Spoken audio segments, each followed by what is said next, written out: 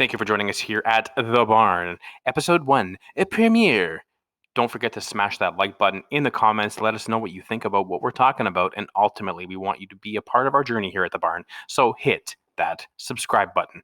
Today, it is all about the one, the only Mitch Marner. Now, fans are not very happy with his recent play over the last few years.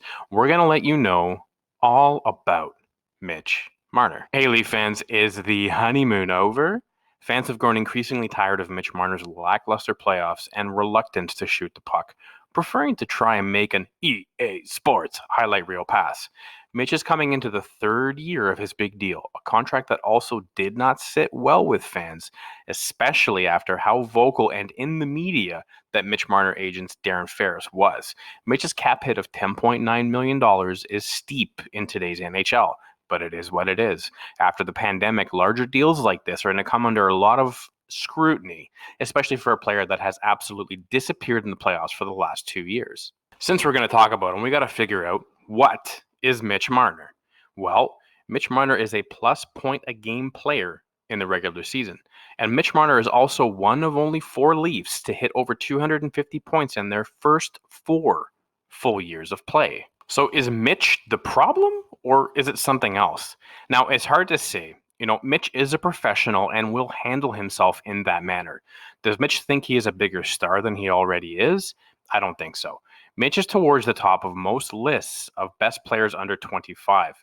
He gets a lot of focus on the ice as he is the cog that drives the machine. Maybe he needs a little more room, maybe less attention, more speed around him.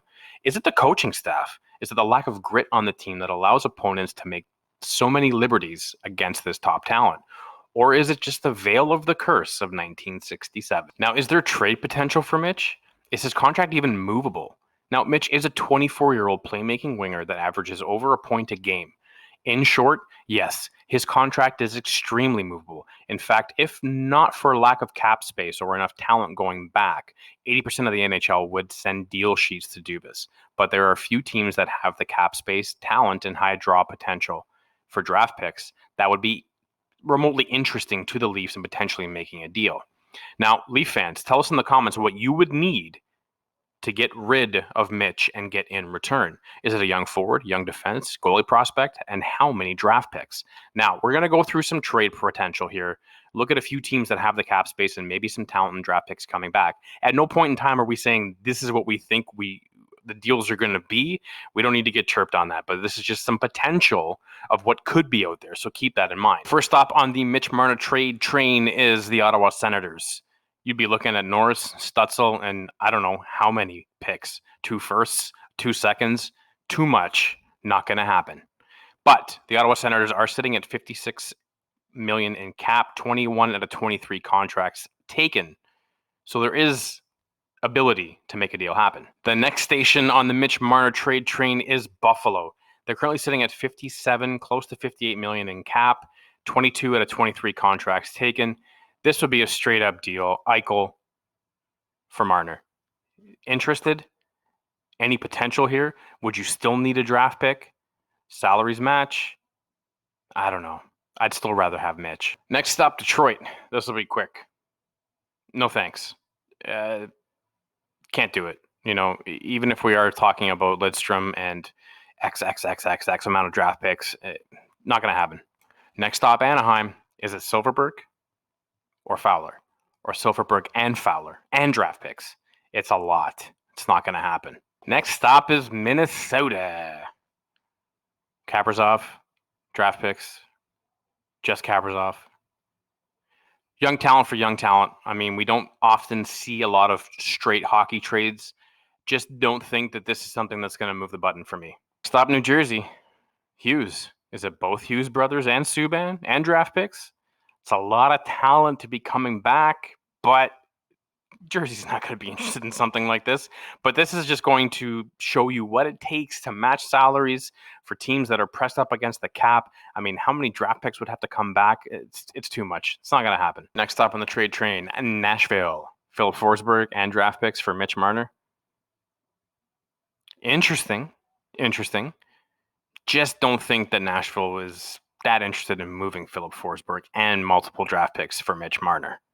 And the final stop on the trade train is Arizona.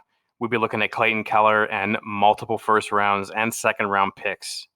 But this could lead to a reuniting of Mitch Marner and Austin Matthews when Austin Matthews eventually ends up in Arizona. Would I take Keller and his young talent for Mitch and his young talent and the multiple draft picks that could be there? I mean, we are a team that drafts well, so any deal that's going to come back is going to be a lot of draft pick capital. So interesting, but I don't know. What do you guys think? Let me know. Now, can it be fixed? Yeah, some regular seasons that are absolutely phenomenal, followed up by just lackluster, poor playoff performances. But is the situation really that broken? Perhaps the bigger issue is that Marner is not being utilized correctly. Now, we've seen the reluctance of the Leafs coaching staff to change things up in order to match other teams, in order to change the look and then force the other team to make changes. Keefe was flat out outcoached in the playoffs. He did not react to anything. He reacted as if the Leafs were the 80 Oilers and nothing was going to stop them. After it was 3-1, no need to change anything, right? 3-2, no need to change anything, right? 3-3, no need to change anything, right? And now you're out of the playoffs wondering what happened.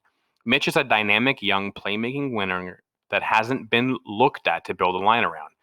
Now, this is where things can get interesting. Perhaps the answer is to get Marner away from Matthews and Tavares. It might be a good thing to allow Mitch to spread his wings a little bit and drive a line. You have to remember that Mitch is the big cog in the machine, and when it comes to facilitating the offense. So opposite teams, what are they going to do? They're going to shut down the source, and perhaps that's what's causing him the issues in the playoffs. He has the skill to break free or stick handle his way out of any situation.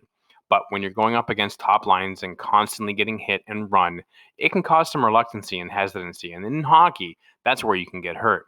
So let's look at some ideas on how to get Mitch away from the big two centers and create something for him. Option number one, you get him on the right wing, centered by Kerfoot, and with Robertson on the left wing.